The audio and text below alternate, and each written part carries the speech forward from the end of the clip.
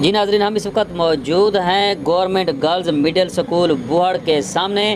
اس school میں 350 سے زائد بچیاں زیر تعلیم ہیں۔ یہاں پر مہندہ، سریوا، ہدانی والی، بستی گاڑی، بوہڑ، گبروا اور دیگر بستیوں کی بچیاں زیر تعلیم ہیں، مگر 8ویں کے بعد اس سکول سے بچیاں یا تو گھر بیٹھ جاتی ہیں یا تو پھر انہیں دور دراز توسا میں جا کر پڑھنا پڑتا ہے۔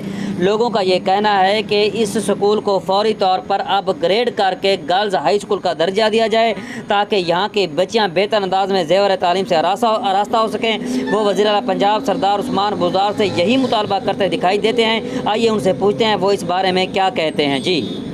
جی السلام علیکم جی، ہم سردار عثمان خان بزدار سے مطالبہ کرتے ہیں کہ ہمارا جو یہ مڈل سکول ہے گرلز کا، اس کو اپ گریڈ کیا جائے، اور اس میں گرلز کی تعداد بہت زیادہ ہو گئی ہے، اور یہ ہمارا بنیادی حق ہے، اور یہ ہماری بچیوں کا حق ہے کہ ان کو تعلیم دی جائے، اور یہ ہم سردار عثمان خان بزدار اور اعلیٰ افسران سے مطالبہ کرتے ہیں کہ اس مڈل سکول کو اپ گریڈ کیا جائے اور جتنا جلدی ہو سکے اس کو اپ گریڈ کریں۔